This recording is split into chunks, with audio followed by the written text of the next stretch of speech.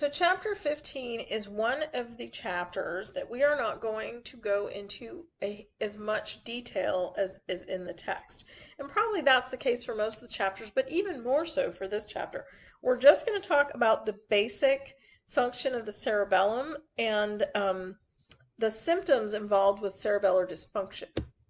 So the learning objectives, I want you to know the major roles of the cerebellum, and we've already talked about it a little bit.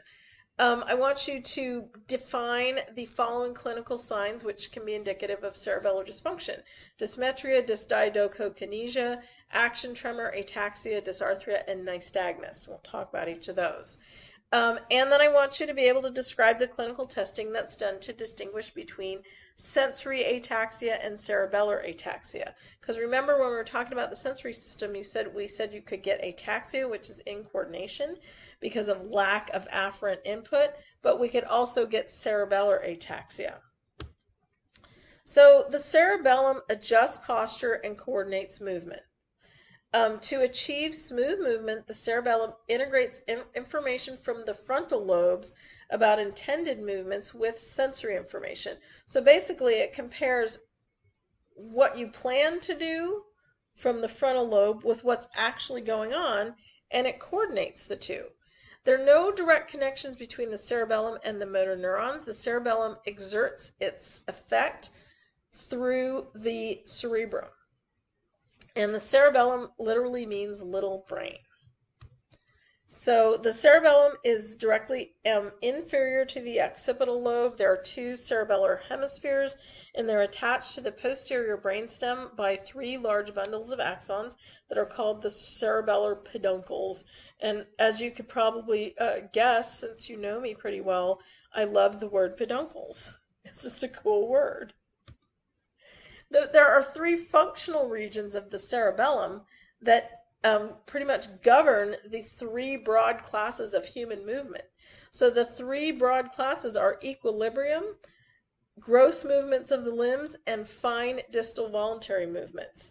So the equilibrium is regulated by the vestibular cerebellum, makes sense. Gross movements is coordinated by the spinocerebellum. That makes sense, right? Spine, cerebellum. Fine distal voluntary movements are coordinated by the cerebrocerebellum, the cerebral cortex coordinating with the cerebellum. So hopefully the names of them sort of make it make sense to you. But really just know those three broad classes: equilibrium, gross movements, and fine movements. And they're just an area of the cerebellum that's dedicated to each one of those.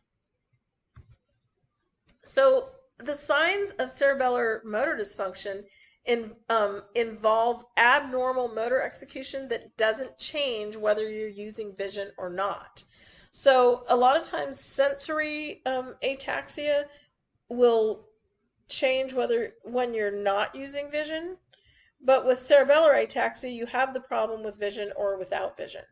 So ataxia is a movement disorder that's common to all lesions of the cerebellum. Ataxia is incoordination. Lesions involving the vestibulocerebellum cause nystagmus, unsteadiness, and difficulty maintaining sitting and standing balance. Nystagmus is abnormal movement of the eyes. And we'll talk about it in a minute. So spinocerebellar lesions result in limb ataxia with the following manifestations. Dysdiadochokinesia, isn't that a great word? I mean, come on. Practice saying it. Dysdiadochokinesia is the inability to rapidly alternate movements. So an example of this is if I told you, put your palms up and then alternate between palms up, palms down, palms up, palms down. So rapidly pronate and supinate your hands or your forearms. And if you can do it, then you don't have dysdiadochokinesia. If you can't do it, then that's what you have. Dysmetria is the inability to accurately move an intended distance. So I'm going to reach out to get my coffee cup, but I miss, and I reach too far or I don't reach far enough. I cannot accurately move distance in the intended distance. Action tremor is the shaking of the limb during voluntary movement. So a lot of times cerebellar dysfunction, you have that action tremor. With Parkinson's, which is basal ganglia dysfunction, you have a resting tremor. So so know those definitions. And just for fun, pronounced as diadochokinesia.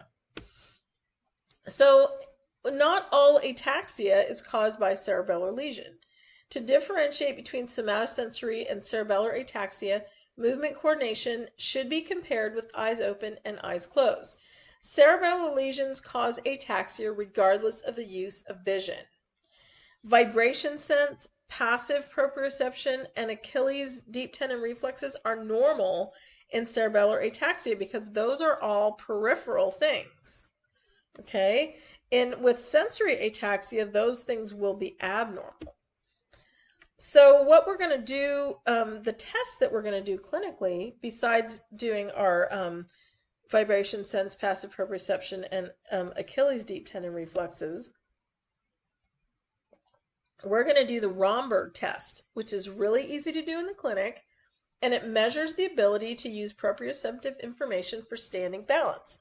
So the patient's going to stand with his or her feet together, first with the eyes open for 30 seconds, and then with the eyes closed for 30 seconds. The score is pass or fail. Either you can do it or you can't. Criteria for failure include moving the arms to maintain balance, opening the eyes during the eyes closed section, beginning to fall, or requiring assistance. So if they can stand there with their eyes open, then you have them stand there with their eyes closed, and if they do any of those things in the criteria for failure, they failed the test. So it would be a positive Romberg test, basically. So people with cerebellar limb ataxia are unable to stand with their feet together with or without vision, but they have normal vibratory sense, proprioception, and ankle reflexes. So in the Romberg test, they are going to fail the first part and they are going to fail the second part. Individuals with sensory ataxia are able to stand steady with their feet together with eyes open, but then their balance is impaired when their eyes are closed. So they are going to pass the first part and they are going to fail the second part. They're also going to have decrease or absence of conscious proprioception, vibratory sense, and ankle reflexes. So with cerebellar limb ataxia, they have the normal peripheral signs, and they cannot stand with their feet together with or without vision.